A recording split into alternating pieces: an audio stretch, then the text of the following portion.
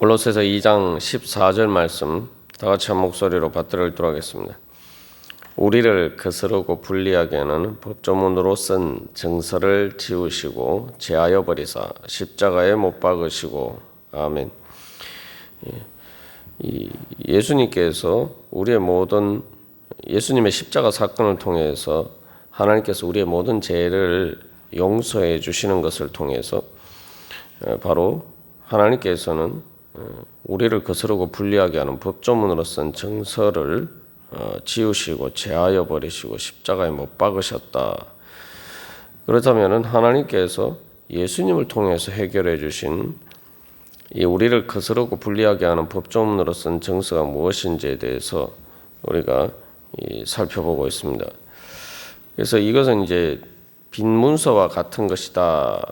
그래서 이건 어떤 마귀나 악한 세력에 대한 것이 아니라 하나님께 대한 빚에 대한 그러한 문서다. 우리가 나누었습니다. 그래서 이 하나님께 대한 빚이라고 할 때 우리가 이 하나님과의 관계에 있어서 사람이 가져야 되는 책임이 있습니다. 이 골로새서 1장에서 예수 그리스도를 통해서 모든 것이 존재하고 또한 그 생명을 유지한다. 그 존재와 생명을 또한 계속 유지한다라고 할 때에 우리는 하나님에 의해서 창조된 존재이기 때문에 하나님께 대한 관계에 있어서 하나님의 법칙 안에 놓여 있다는 거예요. 예수님의 그 말씀의 법칙 안에 놓여져 있습니다. 그래서 우리의 생명과 존재 자체를 생명과 존재 자체가 하나님의 은혜로 우리가 받은 것이기 때문에 그 하나님에게서 받은 은혜에 대한 책임과 의무가 있다는 거죠. 그래서 하나님의 피조물이기 때문에 하나님의 법 안에 놓여진 존재라는 겁니다. 그래서 그것을 어기게 되면은 단순히 어떤 법을 어긴다, 사람들이 어떤 편의상 만들어 놓은 어떤 정책상 만들어 놓은 그런 법을 어기는 문제가 아니라 이것은 이제 우리의 존재와 생명의 근본적인 법칙을 어기는 것이기 때문에 그것에 의해서 우리의 존재와 생명이 창조되고 유지되는 것이기 때문에 그것은 우리의 생명 자체를 해하는 것이라는 거죠. 우리의 존재 자체를 위태롭게 만드는 것이죠. 사람들이 살아가는 데 있어서 힘들게 만들고 또 좀 말 그대로 진짜 사람들의 존재 자체를 위태롭게 만드는 것은 여러 가지 자연의 어떤 자연재해나 이런 것이다라기보다 일반적으로는 사람들의 죄죠. 사람들의 죄가 바로 사람들의 존재와 생명 자체를 위협하는 겁니다. 우리가 그런 것들을 망각하고 오히려 내가 살기 위해서 죄를 짓고 또 살기 위해서 하나님의 법을 어길 수밖에 없다. 그렇게 생각하는 경우들이 많다는 거죠. 그래서 이 모든 인간은 이제 바로 그런 하나님과의 관계에 있어서 하나님께서 은혜를 받은 존재와 생명에 대해서 책임과 의무를 가지고 있는데 그것을 제대로 지키지 못하는 문제가 바로 이제 죄의 문제죠. 그게 이제 하나님께 대한 빚이라는 거죠. 빚이라는 것이 이제 점점 시간이 지나면서 이자가 붙죠. 이자가 붙고 그 빚에 대해서 결국은 어떤 식으로든 이제 책임을 져야 되는 것처럼 우리의 인생도 마찬가지입니다. 우리의 모든 선택과 결정에 있어서 결국 내가 그것의 의미를 제대로 알고 했던 모르고 했던 간에 그것에 대해서 다 이렇게 책임을 져야 돼. 그래서 사람들과의 관계에 있어서는 그런 부분들을 뭐 편법적으로 빠져나갈 수 있을지 모르지만 하나님께 대해서는 그러한 것들에 대해서 절대 이렇게 책임을 회피하고 여러 가지 부당하거나 부정한 방법으로 편법으로 그 책임을 내 의무에 대해서 그 빚에 대해서 내가 빠져나갈 수가 없다는 사실을 우리가 기억해야 됩니다. 그래서 이 성경에서는 특히 이제 로마서에서 모든 인간이 죄인이다라고 할 때에 바로 이 우리를 거스르고 불리하게 하는 법조문으로 쓴 정성, 우리의 그 하나님 앞에서의 법적인 책임에 대해서 그 기본적으로 이방인들은 양심에 따른 도덕법이 따라서 그 양심이 증거가 되어서 바로 자기 자신이 자기에게 율법이 된다라고 하죠. 그리고 유대인들은 명시적으로 이제 하나님의 계시를 따라서 율법으로 계시된 기록된 율법이 있죠. 그것들이 완전하지는 않지만 어떤 그림자와 같은 것이지만 그러나 이방인들의 양심에 따른 것보다는 좀 더 분명하게 하나님의 백성으로서의 지켜야 될 그 언약을 또 불완전한 것이지만 그런 것들을 제시하고 있죠.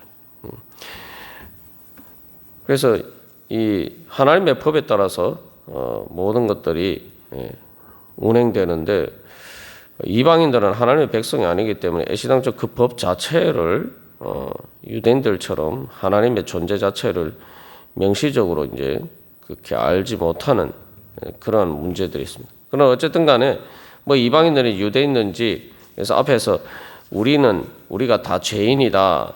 이방이나 유대인이나 함께 죄인이다.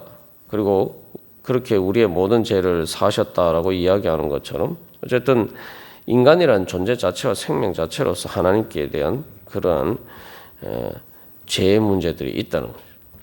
그래서 이제 특별히 여기서 이제 그것에 대해서 법조문으로 썼다라고 했는데 이것은 바로 하나님의 그 법에 대해서 양심이든 뭐 율법이든 바로 그런 하나님의 법에 대해서 우리가 잘못한 것들이 다 이렇게 기록된 것처럼 그렇게 우리의 죄 책임들이 있다는 거죠.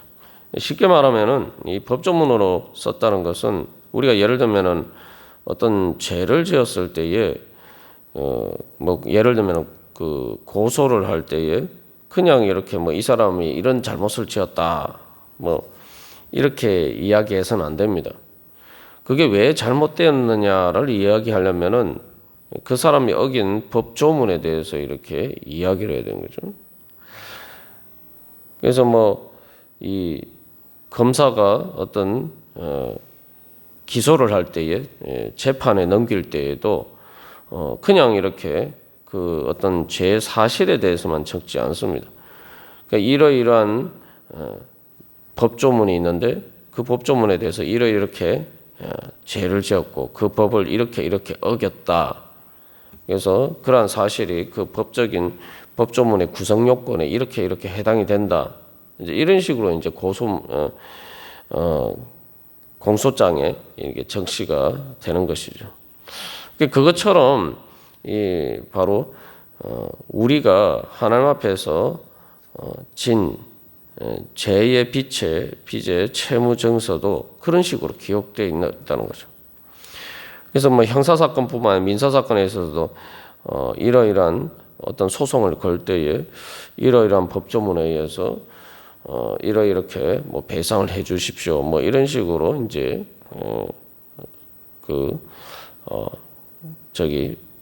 법적인 그 고소장이나 뭐 여러 가지 그런 문서들이 이제 손해배상을 청구한다든지 이럴 때 그러한 모든 법적인 문서들이 그런 식으로 작성이 됩니다.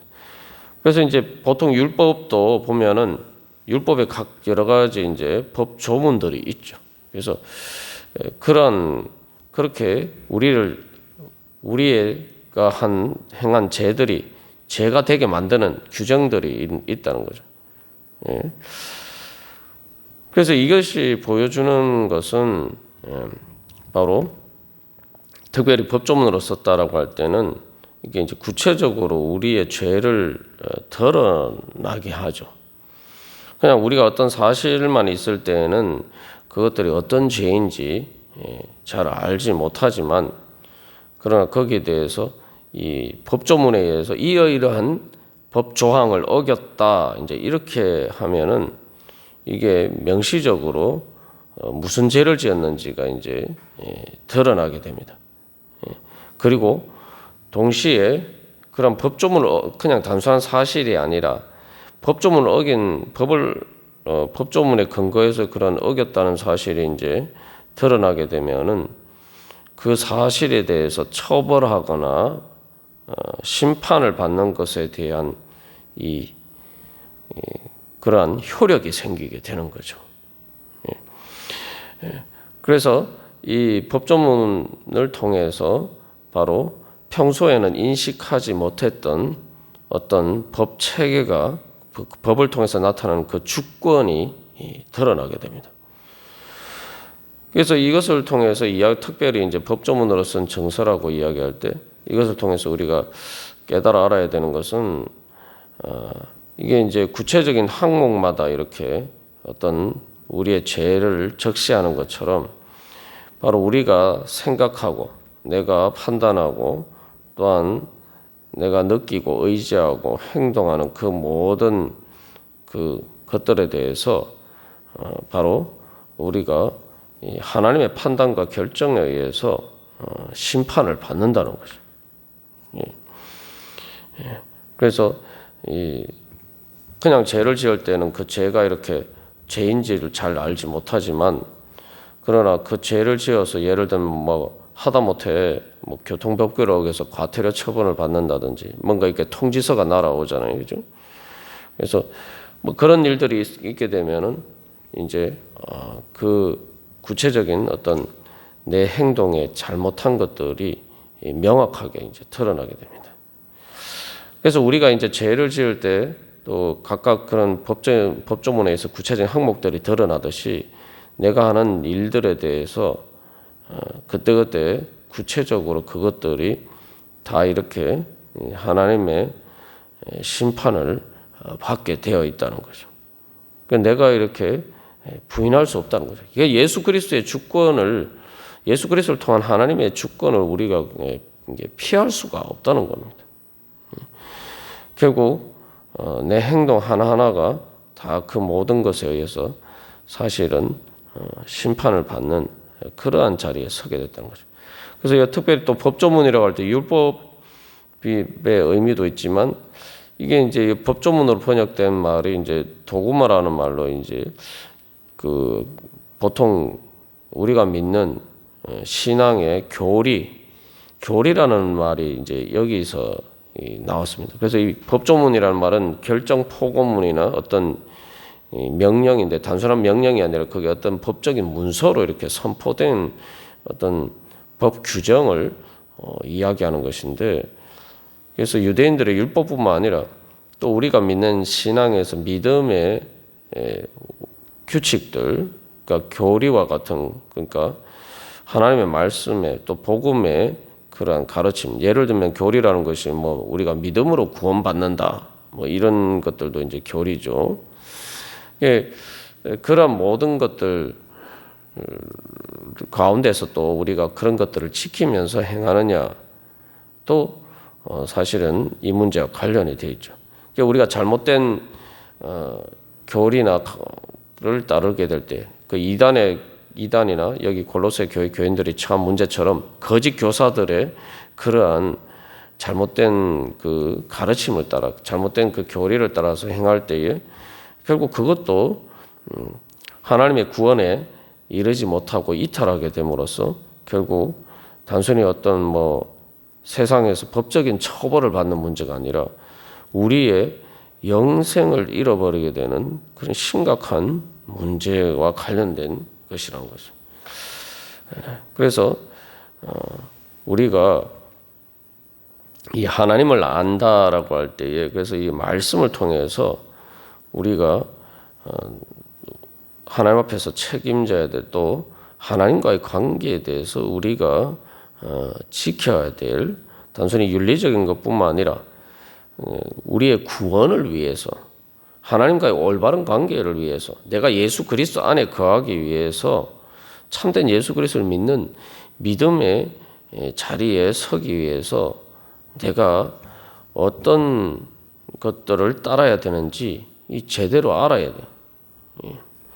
그래서 사도 바울이 이제 지금 고로새서 2장에서 계속 하는 이야기들은 그 골로새 교회 교인들이 그런 데 대해서 잘못 알고 그래서 그들이 예수 그리스도 안에 서지 않음으로써 이 바로 하나님께서 구원을 위해서 세우신 그러한 이 법조문을 어기는 그러한 일에 서지 않도록 하라는 거죠. 그리고 또한 다른 의미에서 또 법조문으로 쓴 정서라고 할 때에 율법이 결국은 율법을 통해서 우리가 구원을 받는 것이 아니라 율법을 통해서 우리의 죄가 드러남으로 인해서 우리가 이제 정죄를 받는 또 그런 효과에 대해서도 이야기를 하고 있는 것입니다. 그래서 어쨌든 간에 이제 우리가 이 법조문으로 쓴 정서의 의미에 대해서 여러 가지 나누었습니다만 결국 우리가 마치 세상에서 이 법이 없는 것처럼 내가 그것을 막 회피할 수 있는 것처럼 우리가 그렇게 살아가듯이 하나님의 그러한 법칙을 떠나서 우리가 그렇게 살아갈 수가 없다라는 사실을 기억하고 또 내가 그것에 따라서 하나님과의 관계에서 올바른 관계에서 내가 져야 될 책임과 의무를 다하지 않는 것에 대해서 내가 그런 모든 것들에 대해서 결국은 내가 그 책임을 회피할 수가 없다. 결국 뭐 그렇게 책임을 회피할 수 없으면은 우리가 하나님 앞에서 아무도 설 수 없겠죠. 그래서 예수님을 통해서 하나님께서는 바로 그런 모든 문제들을 해결해 주시고 우리의 죄를 용서해 주시고 또한 우리를 거기에서 새로운 하나님의 은혜의 법 가운데 그래서 로마서 8장에서 이야기하는 생명의 성령의 법 가운데 살 수 있도록 하나님께서 우리를 또 인도해 주신다는 겁니다. 그래서 그러한 은혜를 받기 위해서는 내가 정말 하나님의 그러한 말씀의 법칙에 따라서 또 하나님의 그러한 주권 예수 그리스도를 통해서 나타난 하나님의 그 주권 안에서 내가 정말 살아가고 있느냐. 그래서 하나님 나라의 백성으로 살아간다는 것은 바로 그것이죠. 하나님 나라의 백성은 하나님 나라의 법에 따라 살아가는 것입니다. 그리고 그것은 단순한 어떤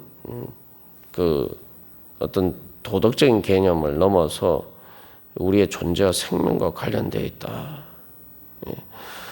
그래서 이제 우리가 주님 앞에서 또 그러한 부분들을 돌이켜 보면서 늘 주님 앞에서 깨어서 내가 회개하면서 또한 그렇게 살아갈 때에 또 주님께서 우리를 사죄해 주시고 용서해 주시고 또한 하나님의 은혜의 법 안에 살아갈 수 있도록 해주시는 또 그 자리 가운데 설 수가 있을 것입니다. 그래서 우리가 마지막으로 한 가지 기억해야 할 것은 이 법이라는 것이 어떤 무조건 정죄하고 심판하는 그런 부정적인 기능만 있는 게 아니죠. 사실은 이제 그걸 통해서 바로 의를 세우고 정의를 세우고 그것을 통해서 사실은 죄로부터 우리를 보호하는 것입니다. 그런데 이제 그러한 긍정적인 기능이 있는데 우리가 죄를 지으면은 그것이 우리에게 거스르고 불리한 방향으로 이제 작용을 하게 되는 거죠. 그러나 우리가 그 법 안에서 살아가게 되면 오히려 그것은 이제 우리를 보호하고 또한 지켜주는 그러한 힘이 됩니다. 우리가 오늘도 주님 앞에 기도하면서 나아갈 때에 바로 제가 주님의 바로 그 은혜 안에 은혜 법 안에 살아갈 수 있도록 인도하여 주시옵소서. 주님의 그러한 모든 법이 저에게 불리한 것이 아니라 저를 지켜주고 보호해 주시는 하나님의 은혜로 나타나게 하여 주시옵소서. 우리 기도하면서 주님 앞에 나가도록 하겠습니다. 다 같이 기도드리시겠습니다.